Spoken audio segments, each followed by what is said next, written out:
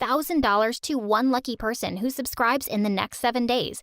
Tell your friends, your sister, brother, and mom to subscribe now. Hi, my name is Bree, and I was never very good at school, like ever. It was just always so hard.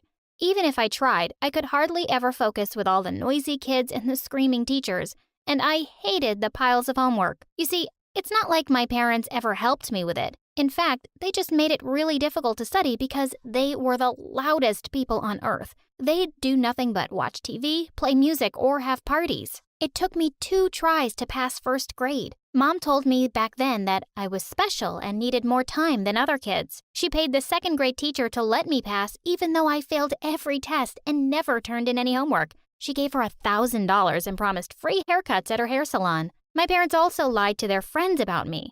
Bree? Oh, she's so smart. Smartest one in her class, in fact. It's a good thing we enrolled her in that private school on the other side of town. They really focus on gifted kids there. It's one of the best schools in the country. Almost guaranteed she gets into college. They lied and lied and lied. But one day, the truth came out.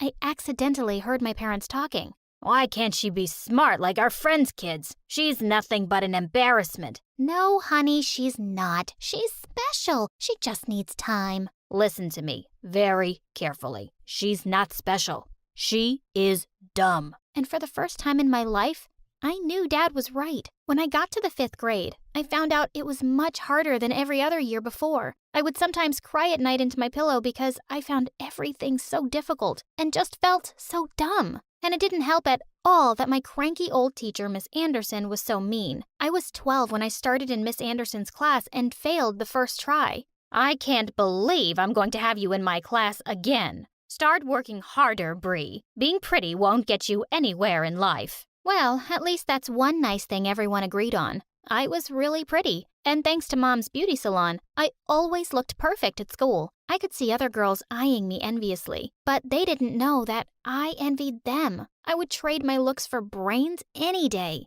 I was running a little late on the first day of my 2nd time in 5th grade, and Miss Anderson wasn't in the classroom when I walked in. All the kids chanted together, "Good morning, Miss Anderson." The new dummies thought I was the teacher. "Good morning, class. Today, we're going to have some fun with math." I grabbed a marker and started writing on the whiteboard. If a grumpy old woman started teaching math 25 years ago when she was 60 years old, how old is she today? 85. Oh, use your indoor voices, kids, but good job. Now, What do you think you're doing? There was Miss Anderson in the doorway, breathing like a dragon. She did not look happy when she saw the math problem on the board. And well, she sent me to the principal's office. Days later, I became friends with Melinda. Now she was a little genius. She could spell all sorts of gigantic words, do math sums in her head, and rattle off the entire periodic table. I became a little obsessed with her. I wanted to find out more about what made her so smart. So, of course, I decided to follow her home one day. While she was having lunch downstairs, I snuck into her room to take a peek, and I gasped. I'd never seen so many books in my life. I saw a box of chocolates on her desk and quickly popped a few into my mouth. Maybe eating these made her smarter. Just then, I turned around in horror to see Melinda and her parents behind me. They thought I was some kind of kidnapper or thief, but they seemed even more weirded out when Melinda told them I was in her class. "Yeah, she's super dumb. She probably got lost and thinks this is her house. Now go away, stupid." And I ran off before I got into any trouble. Of course, Melinda never spoke to me again. I finished the 5th grade by some miracle. On my first day of the 6th grade, a boy named Dante showed up to drop off lunch for his little sister. I knew him the moment I saw him. He was one of the smart people I was stalking on Facebook. He was in 10th grade and just so cute. He started walking towards me because I was sitting next to his sister. I wanted to impress a smart guy like him. So I jumped onto the bench, sat like a chimpanzee, and started eating a banana.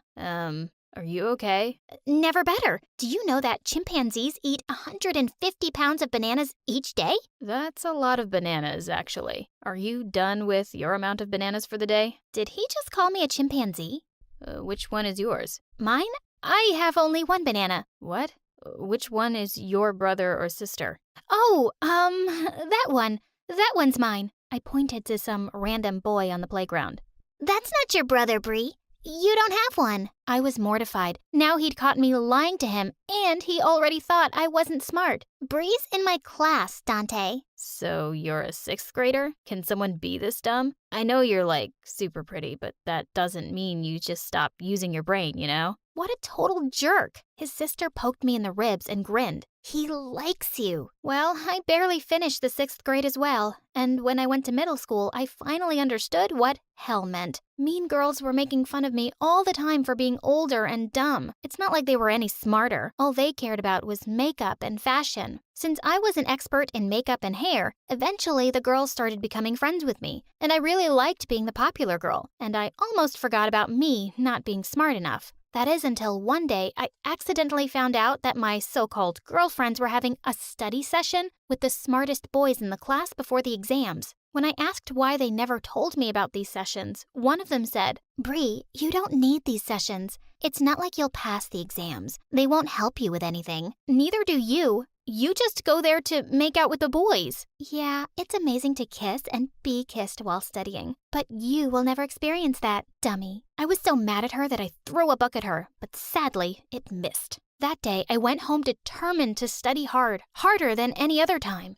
But my parents didn't respect my new study habits. They were as loud and obnoxious as ever. One day, before I was studying for a big test, they threw a huge party and invited all their friends. I tried to focus in my room, but the beat was pounding in my ears. Can you guys please keep it down? I'm trying to study. What for? You're not going to graduate anyway. Mom elbowed Dad to shut up, but he was a jerk and got even louder. Once when I was in the 9th grade, I was studying in the library and a boy at the table next to me got up and scraped his chair across the floor. It was so loud that I screeched and I instantly covered my ears. He came to me and said, "What's wrong?" "You didn't hear that? The chair was so loud, it hurt my brain." He looked at me for a second and said that I might have a condition similar to his. And it's called hyperacusis. What? Hyperacusis is oversensitivity to sound. You hear things much louder than they really are. I'm sure it affects your concentration too, just like me. After some tests, it turned out that he was right.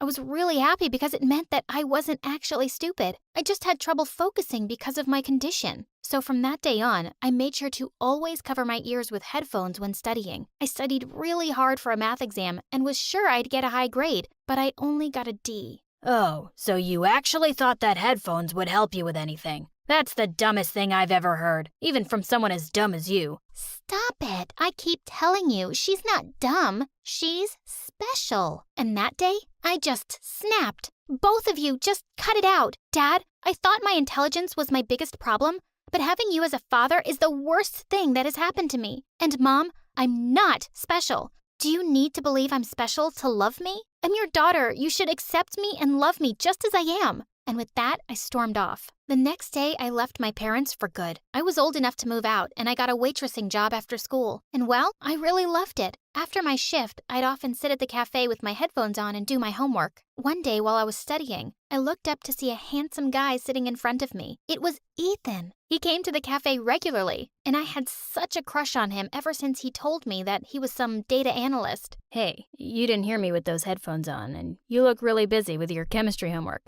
Which grade are you in? Oh my God, he'd seen what I was working on. This was so embarrassing. I'm almost about to graduate high school. You must think I'm really dumb now, huh? He took my hand and my heart fluttered. No, I think it's amazing you're putting yourself through school. The only thing that matters is that you're educating yourself. And there's no time or age limit on it. Also, will you go out with me? Our first date was on Christmas, and I wished Ethan Happy Christmas, but he said he was Jewish, so I said, Happy Jewish then. Ethan burst out laughing, thinking I was joking, and I realized what I'd said only after I got home, and I cringed so hard. So from that moment on, I kept reading a lot of stuff before meeting him, and I kept a notebook with me to write down all his comments, so I could mention them again to show him I was smart. A year later, Ethan proposed to me, and I said yes. He invited all his smart, intelligent friends to the wedding. And it was so intimidating, especially the smart female colleagues. I just started crying while dancing with Ethan in front of everyone, but they all thought it was happy tears. For the next 2 years, we kept trying to get pregnant, but it didn't happen. Ethan told me not to worry about it,